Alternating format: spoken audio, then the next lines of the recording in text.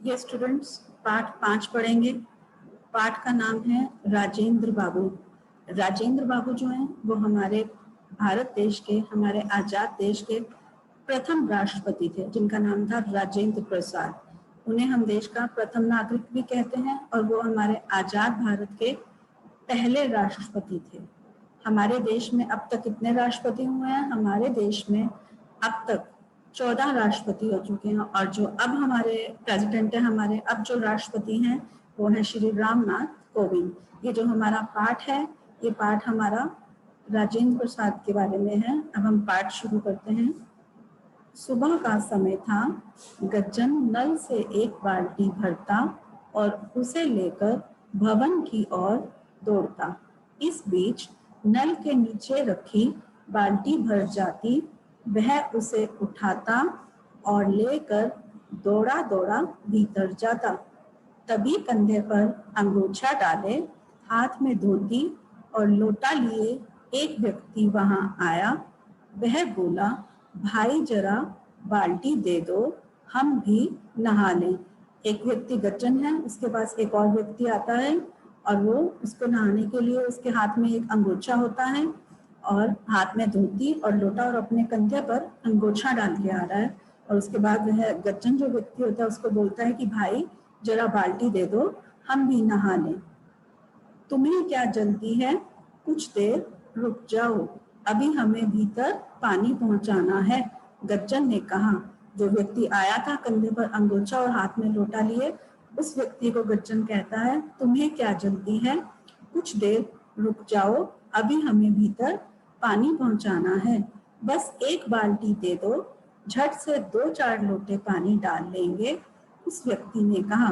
उस व्यक्ति ने गज्जन को बोला कि बस एक बाल्टी दे दो और मैं जल्दी से 2-4 लोटे पानी के डाल लूंगा ताकि मैं नहा सकूं। अरे तुम समझते क्यों नहीं?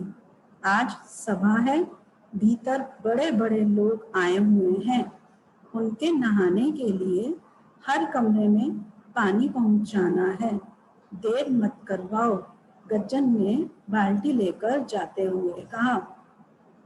गज्जन ने उस व्यक्ति को बोला कि अरे तुम समझते क्यों नहीं हो? आज सभा है, अंदर बहुत बड़े बड़े लोग आए हुए हैं, उनके नहाने के लिए मुझे हर कमरे में पानी पहुंचाना है, तो तुम मुझे देर मत करवाओ। गज्जन ने बाल्टी लेकर जाते हुए कहा। अच्छा लाओ, हम भी मदद कर देते हैं, वह व्यक्ति बोला कि लाओ मैं भी तुम्हारी मदद कर देता हूँ।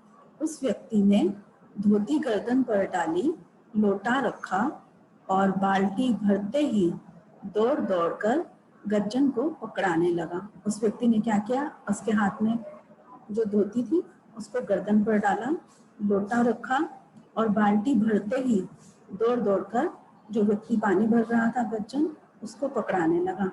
थोड़ी ही देर में सब कमरों में पानी पहुंच गया। थोड़ी ही देर में, जब 2 व्यक्ति काम कर रहे होते हैं तो काम बहुत जल्दी और आसानी से होता है, तो थोड़ी ही देर में सभी कमरों में पानी पहुंच गया। गज्जन बैठकर सुस्ताने लगा। गज्जन ने बहुत सारा पानी पहुंचाया और वो थक गया तो वो बैठकर आराम करने लगा। उस व्यक्ति ने झटपट स्नान किया और गज्जन को धन्यवाद देकर वहां से चला गया। उस व्यक्ति ने फटाफट से स्नान किया, जल्दी से नहाया और गज्जन को धन्यवाद दिया और वहां से चला गया। थोड़ी ही देर में सभा शुरू हुई। स्वयंसेवक नेताओं को शरबत के गिलास पकड़ा रहे थे। थोड़ी ही देर में जो सभा चल रही थी वो शुरू हो गई। स्वयंसेवक जो वहाँ के लोग थे वो नेताओं को शरबत के गिलास पकड़ा रहे थे। गज्जन भी उत्साह से सबको गिलास पकड़ा रहा था। गज्जन भी बहुत जल्दी जल्दी और बहुत खुशी से सबको शरबत के गिलास पकड़ा रहा था। उसने सामने बैठे व्यक्ति को गिलास पकड़ाया तो हक्का बक्का रह गया। अरे ये तो वही है जिन्हें मैंने बाल्टी नहीं दी थी। जब गज्जन सब व्यक्तियों को शरबत के गिलास पकड़ा रहा था तो क्या हुआ, उसने सामने बैठे हुए व्यक्ति को गिलास पकड़ाया, उस व्यक्ति को गिलास पकड़ाया तो वह हक्का बक्का रह गया।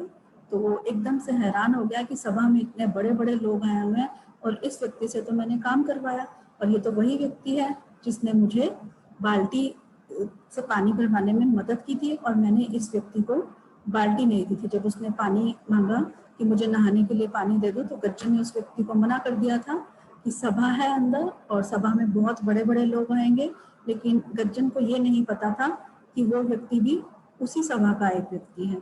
तो उसने उनके साथ काम करवाया, इसलिए वो हक्का बक्का रह गया कि अरे ये तो वही है जिन्हें मैंने बाल्टी नहीं दी थी। गज्जन को हक्का बक्का देखकर मदन मोहन मालवीय जी बोले, इन्हें नहीं जानते हो भाई, ये तो अपने राजेंद्र बाबू हैं। जब गज्जन को हैरान देखा तो वहां पर मदन मोहन मालवीय जी बैठे थे। उन्होंने गज्जन को कहा कि अरे तुम इन्हें नहीं जानते हो, ये तो अपने राजेंद्र बाबू हैं। गज्जन ने राजेंद्र बाबू के पैर पकड़ लिए। गज्जन ने राजेंद्र बाबू के पैर पकड़े और क्षमा मांगने लगा और उनसे माफी मांगने लगा। क्यों माफी मांगी उसने? क्योंकि उसने उसके साथ मिलकर काम करवाया था, उनको बाल्टी नहीं दी थी और उनके साथ बाल्टी उठवाई थी उससे, इसीलिए उसको बहुत अपने ऊपर शर्मिंदगी महसूस हुई और उन्होंने राजेंद्र बाबू के पैर पकड़ लिए और उनसे क्षमा मांगने लगा, यानी उनसे माफी मांगने लगा। राजेंद्र बाबू मुस्कुराए और गज्जन को गले से लगा लिया। राजेंद्र बाबू मुस्कुराए, उनको देखकर, उस व्यक्ति गज्जन को देखकर मुस्कुराए और उसको गले से लगा लिया। सादगी के पुजारी ये राजेंद्र बाबू हमारे पहले राष्ट्रपति बने। सादगी के पुजारी मतलब राजेंद्र बाबू ने ये नहीं सोचा कि अरे मैं तो इतना बड़ा व्यक्ति हूँ तो मैं इसके साथ पानी की बाल्टी क्यों रखवाऊं या ये व्यक्ति मुझे पानी की बाल्टी क्यों नहीं दे रहा। उन्होंने उसको कुछ नहीं कहा, उन्होंने उसकी उल्टा मदद करने की कोशिश की। ये व्यक्ति अकेले काम कर रहे हैं तो हम दोनों मिलकर फटाफट पानी पहुंचाते हैं ताकि मुझे भी पानी की बाल्टी मिल सके और मैं आराम से नहा सकूं। तो सादगी के पुजारी ये राजेंद्र बाबू हमारे पहले राष्ट्रपति बने। हमारा जब भारत देश आजाद हुआ था तो सबसे पहले जो राष्ट्रपति बने थे वो राजेंद्र प्रसाद जी थे।